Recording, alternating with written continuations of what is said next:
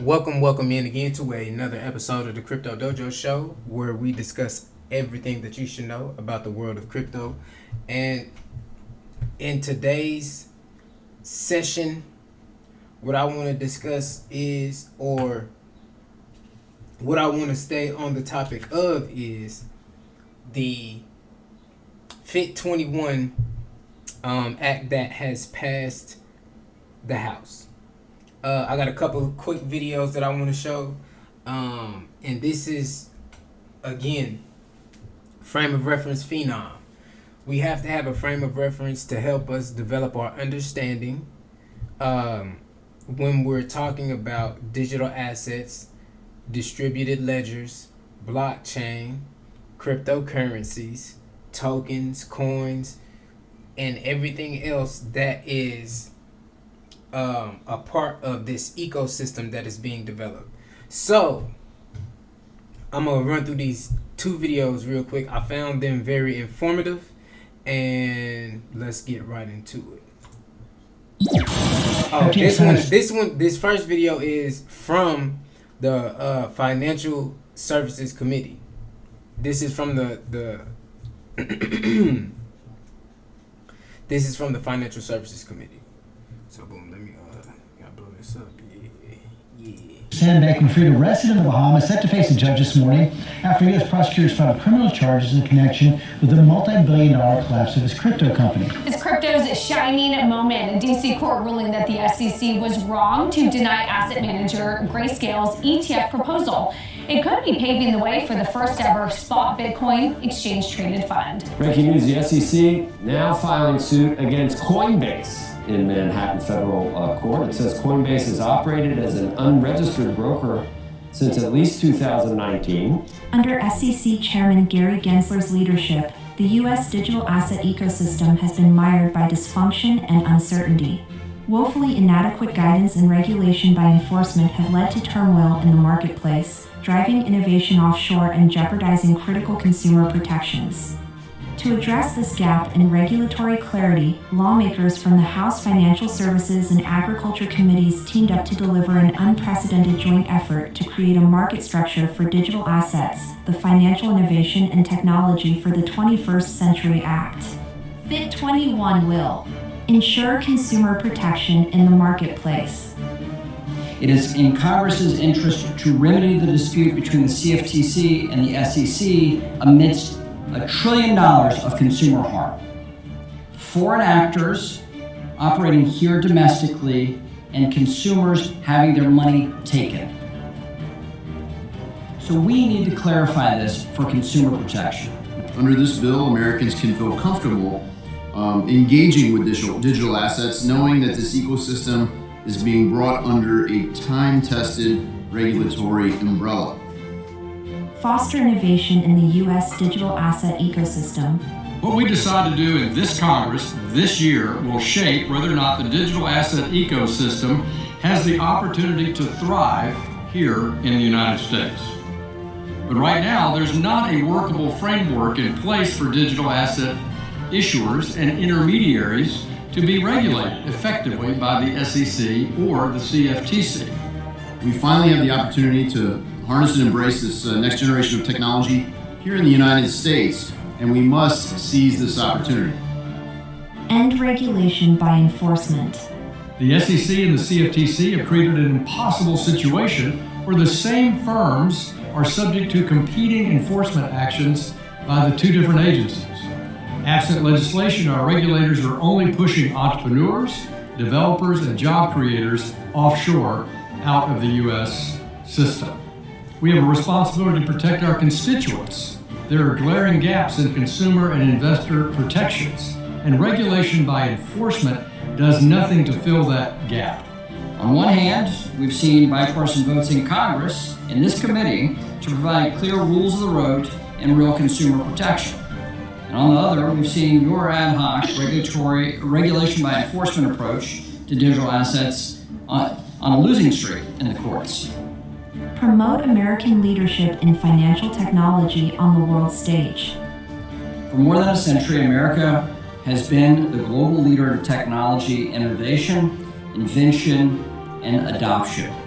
The ideas turned into innovative technology by American ingenuity have been central to human progress, and digital assets are no different.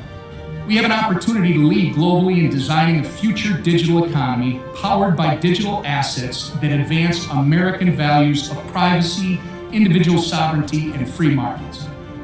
Without comprehensive market structure legislation, the future of America's leadership in the digital asset ecosystem hangs in the balance. It's time for Congress to provide clear rules of the road and robust consumer protections for the digital asset ecosystem.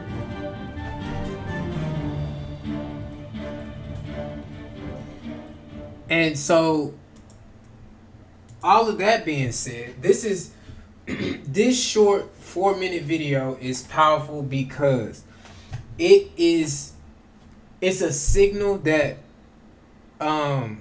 it's a bat signal. This is an industry that is here to stay. These are technologies that are about to reshape a lot of the things that we do. These are technologies that are about to reshape a lot of the things that we do. And it's not just the United States that is participating with this new technology, with blockchains, digital assets, distributed ledgers. Other countries, other jurisdictions are also participating as well. This is like the race to space. It's like a race to space kind of thing. It's just like that. So we can safely say that, you know, the early days of the space where people were, you know, kind of brushing it off like it wasn't anything, like it was just some kind of fad or something like that. Those days are gone. Those days are gone. So now that we know it's not a fad, now that we know there are serious attempts to now legitimize this space through legal action through Congress, it's important that we understand what the technology is. What the technology is. Now, and this video isn't for that, but it is important that we understand what the technology is. This video is just to bring to your awareness, to your attention, these changes that are taking place. And again, frame of reference phenom. These things can be used as reference points for understanding. So that's the first video. And now the second video is from CNBC, Crypto World. Let's bunny hop on over here. Watch this one. Okay, let's talk about the two big stories we're watching today. The first ever crypto regulation bill passed in the House of Representatives yesterday, despite opposition from SEC Chairman Gary Gensler. While there was a strong showing from House Democrats who voted yes don't want it to work out, do it. And Technology for the 21st Century Act, the Biden administration put out a policy statement yesterday saying it opposes the legislation. Notably, though, the president did not say he'd veto the bill outright, a signal that he'd likely sign it if it makes it through Capitol Hill. Congressman Patrick McHenry, who is the chairman of the Financial Services Committee, joined CNBC's Squawk Box this morning to discuss the House's passage of the crypto bill. This should serve as a wake-up call. We had 2/3 of the House of Representatives vote in favor of clarity for crypto. It creates a legal framework giving the SEC a proper role and the CFTC a proper role, rather than the conflicting set of regulatory actions that those two agencies have taken over the last 10 years. Congress settles it. It settles the dispute. It settles what is a digital asset, gives a legal framework for trading and the purchase of those assets, and I think it's an important thing. This was a vote that included 71 Democrats across the ideological spectrum. That should be the wake-up call to the Senate. That should be the wake-up call to the administration, and sound policy. So that's the message today, and the outcome of that vote yesterday is that the Senate needs to take action so we have legal clarity and so we can catch up to the rest of the world and be competitive in the world of digital assets. Coinbase CEO Brian Armstrong took to X to react to the passage, saying the development is a, quote, resounding win in the House for clear crypto rules, and that sensible regulation of crypto just took a big step forward. The other big story we're watching is the impact. Okay. So, again, we are listening to,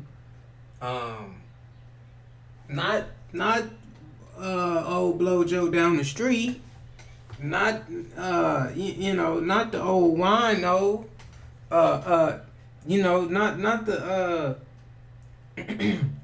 man, we are listening to the lawmakers, the legislators. That's who we listening to. You know what I'm saying? This is really barbershop talk now. This is barbershop talk. We got to know. We need to know. We need to understand. Because if we ever needed a boat, if we ever needed a boat or a plane to leave one place that we may not feel too comfortable in, this is that boat, this is that plane. And I'm trying to make it plain. I ain't playing. You know what I'm saying? These are legislators who are having these conversations. Are we having these conversations? Who's having these conversations? Is it too early in the morning? Or is it too late in the evening? I don't know. I'm talking about it though. So now, two-thirds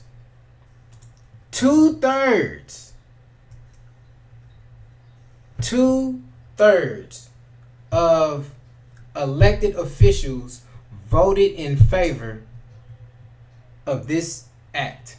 2/3.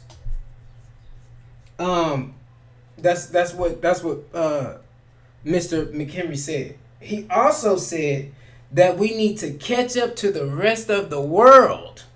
We behind. We overslept. We behind. We got to catch up. Everybody else is already doing their thing. They're further along down this process than we are. You know what I'm saying? It's like we in a place in space where cars, for example. Let's say we talking about cars. We talking about cars in like the 30s. Way long time ago. Before the market got to where it is now. Let's imagine if all around the world people were starting to make cars, right? This is a shotgun example. People all around the world are beginning to make cars. But over here in the United States, we decide that we want to start suing companies, running them out of business, doing things that are disruptive to the space. Essentially shooting our own self in the foot. Because look at where the car industry is today. Now imagine if legislators, policymakers, different enforcement agencies, imagine if they didn't allow the space to grow. All of the jobs, it was people going up to Detroit to work in factories by the groves from out the south. So you are creating jobs. So now imagine if the elected officials at that time hampered that process. we wouldn't be where we are today. Again, this is a shotgun example, but we wouldn't be where we are today. We would be behind the rest of the world. Everybody else would be driving, and we would still be riding horses, walking. Nike be selling all kind of shoes, cause we still walking. So what I'm saying is, it's important that we understand the importance of these technologies and how transformative they are, and also the importance of paying attention to and being aware of how these legislators and lawmakers are handling the development of this space, because it's a new space. It's something new we hadn't seen before. It's new. So, you know, again, here in the dojo, the goal is to provide information so that you can defend yourself from all of the BS, all of the FUD, all of the nonsense that misinformed individuals spout. What I'm gonna do is